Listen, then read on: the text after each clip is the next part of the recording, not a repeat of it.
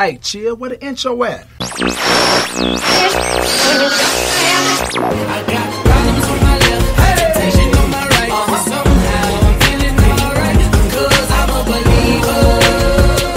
'Cause I'm a believer.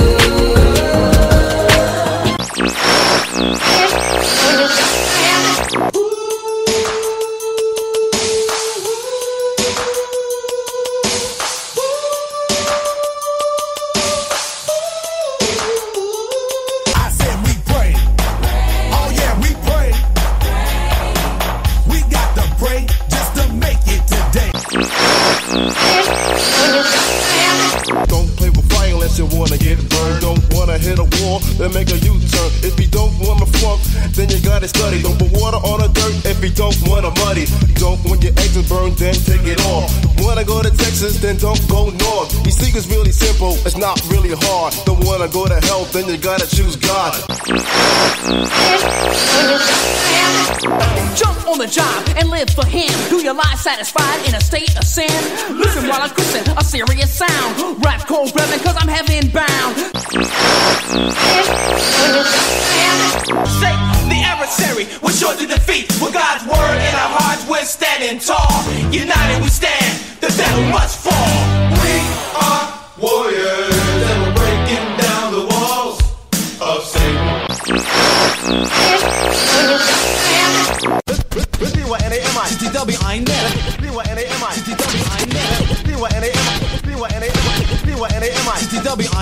Responders on the scene like getting me, but getting funky, funky, funky, funky, funky, funky, funky, funky, funky, But that's for me, I'm keeping it real. Man, I'm still in the hood with my sword and my shield. Man, I'm still in that place where them angels keep falling midnight to twilight. You can hear them demons calling, trying so hard to make me leave his grace. But I can't do it, homie, till I see his face as he sits on the throne and he plead my case. Look past all my sins, all he see his face. So get down. Yes, I'm from the west where the best come to die. Ask Tupac and Biggie if you think I'm alive. No reply, homie, from them non-believers. When it's all said and done, yes, we all need Jesus. So I go ahead and call his name now. When I'm stepping to the crowd, I'ma yell the thing out. What you know now about the heat I got? Make the devil bow down when he see I'm hot. Right, let's get this party started. Cool. Get ready for the countdown. 10, 9, 8, 7, 6, 5, 4, 3, 2, 1.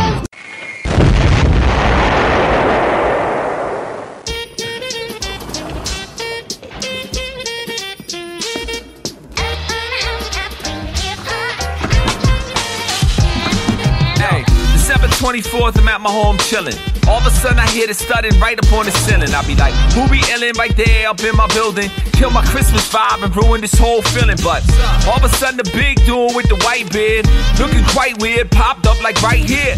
Said I'm here to battle you, plus it's quite clear. Man, I'm in my Nike ass, chillin' with my wife here. Relax. Come up over to my house.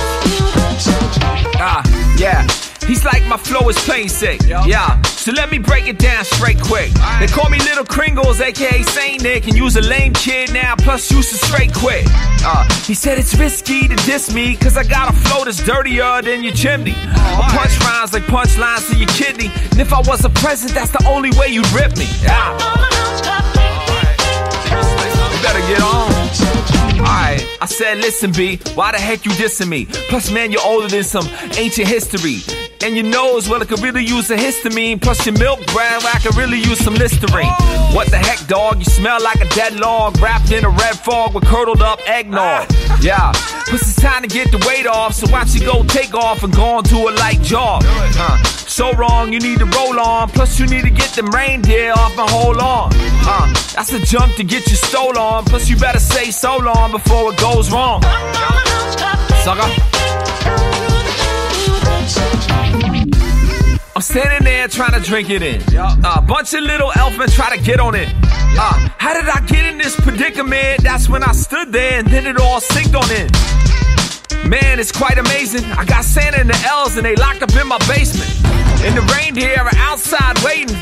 Does this qualify as a home invasion? See, I'm about to start a riot against this dude. He probably just needs a diet. Yup, and he's standing there all defiant. And that's when I woke up with my 2 kids crying. Like, where am I? Is that a dream or something? Well, that's weird.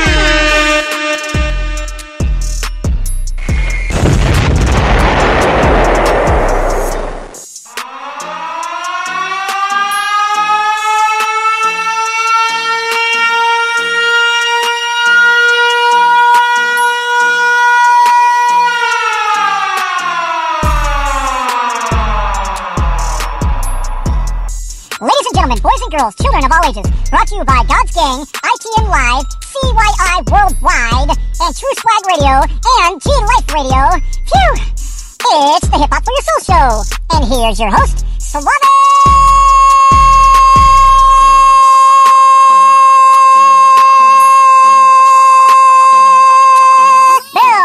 Hey, what's good, y'all? Welcome to the Hip Hop for Your Soul Show. I'm your host, Suave Bill. But it's not about me, it's about the G.O.D. dig. Word up. That's right, man. Here we go. Part 4 of 2019 of Christmas show. That's right, man. This is where we're going to think. No, I want you to listen to this, man. I hope you're enjoying 1, 2, and 3. And this is the last segment of this series of Christmas. And I'm going to tell you about my personal experience. You know, what comes to God. I believed in God all my life. I love Him, but I didn't know Him when I was a kid and all that. I didn't go to church and all that. So my first impression of church was Christmas. I went to this one. I'm not going to say the denomination because I don't want to point anybody out. But I just went to this church, and it was very mellow and quiet, and it had pews and all that stuff. And we would sing Christmas carols. And so that was my impression of Christmas. I saw my impression of God and all that. So it was just like, I didn't really know the whole Christmas story about Mary and Joseph. I didn't know the details. I didn't know really about Jesus in general. I didn't know about the baby Jesus, what was going on. It didn't really connect with me how the meaning of it was so... Anyways, until I came across, until I got saved, man, gave my life to Jesus as I was a teenager and stuff. And then I went to a real church that was not so quiet, but it was so great, and it's all good. And I've just been growing and learning who God is. But I was always saying to myself, if I were God, if God is so real, He needs to come down here and show us how real He is. And so people, they challenge God all the time. The world and religions and everybody challenges God and says, "Who are you? What do you want to do? How are you going to show us who you are?" And so I look at the Christmas story, and it actually connects the dots of who God is, His holiness, His purity, His goodness. God says, "Here I am. I'm going to send a part of myself to you and show you who I am."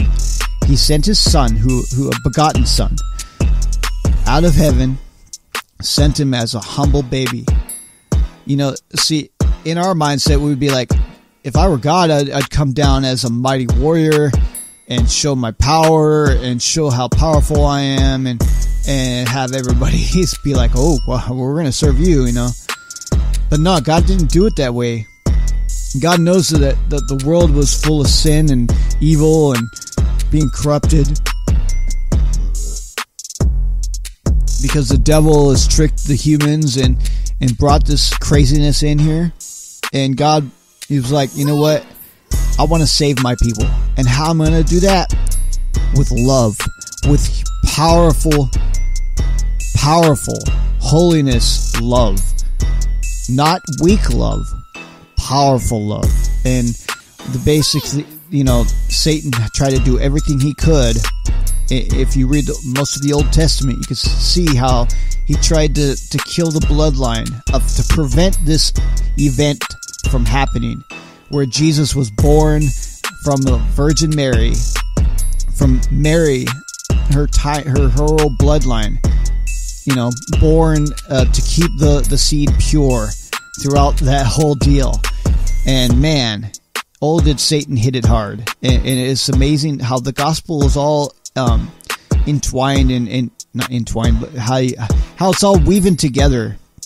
When you read the Bible and you see and you connect it with Jesus Christ, you would actually see how it makes sense. And you could see how Satan has always tried to downgrade who Jesus is.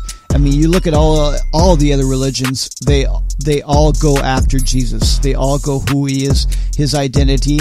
They all attack that, and you'll see how it just stands out compared to even Christian religions. It's Jesus himself stands out against some fractions of Christian religions. Where they say, oh, well, he's just kind of this or he's kind of that. No, he's the Son of God. He's the Messiah. And they were like, I just don't really understand how God can be in a small person like that. How can a huge, powerful God be in a small, little, humble baby like that? That's where the miracle is God said, you know what? I'm going to send my son into the world as a baby, just like the human beings come in and be, a baby, helpless, can't defend himself, can't do nothing, just be there. And so Mary's raised him as much as she could, and just so the identity of God is like, God is so pure and holy, and he doesn't sin. He will not go against himself. And so, Jesus, as he only lived here on 33 years, but see, for me, it's like, I don't want to go too far down the rabbit hole when I'm talking. Is I think what my deal is when I went to church, and a lot of us are going to go to church this year for Christmas and not really get the whole story. We're not going to get it. We're going to hear a bunch of choir singers or whatever, and we're going to hear a little Christmas story about the baby Jesus and stuff, but it's just kind of like passive. Like, oh yeah, okay, here's your cookie. Okay, Merry Christmas, everybody. Goodbye.